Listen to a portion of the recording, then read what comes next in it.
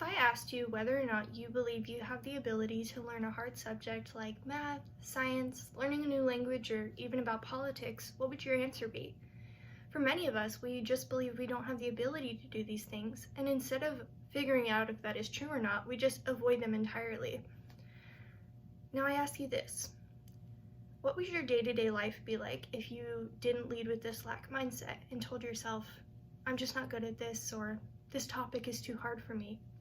The purpose of this presentation is to show you that no matter how long you've gone without knowing how to do something or knowing about something, it is never too late to learn, as well as to show you the ability to instill this belief in others through presentation principles I have highlighted in this video.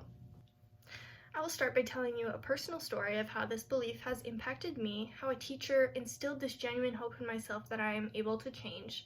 Secondly, I will share more stories that I'm not involved with that further provide real-life scenarios that an audience can connect to.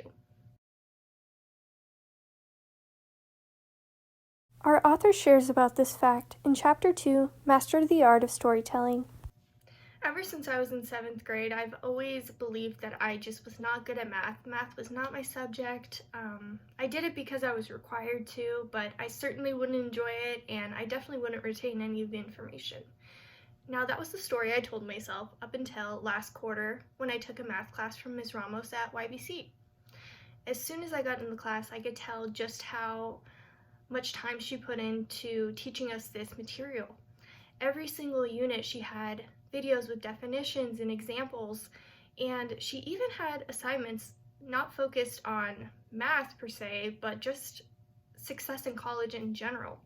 And the main message of these assignments was to focus on growth mindset and let go of lack mindset. She went out of her way to encourage me and provide many chances to get the best score on all my assignments.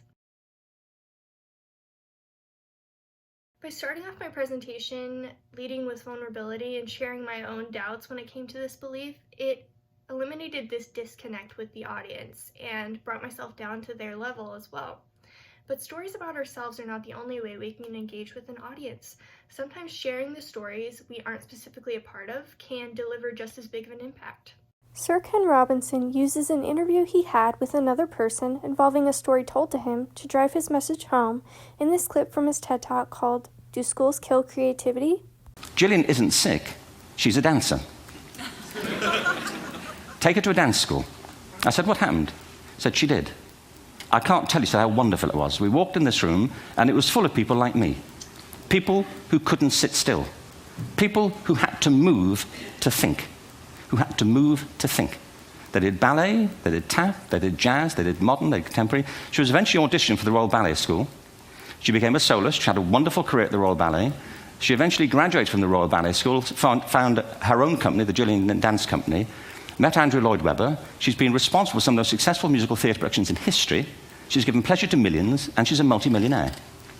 Somebody else might have put her on medication and told her to calm down. Now, I think...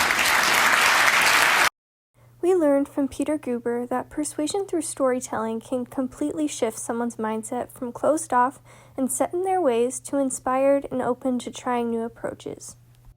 Now, by choosing this story, not even involving himself, that was actually more applicable to his message, Ken Robinson was able to deliver a bigger impact to his audience.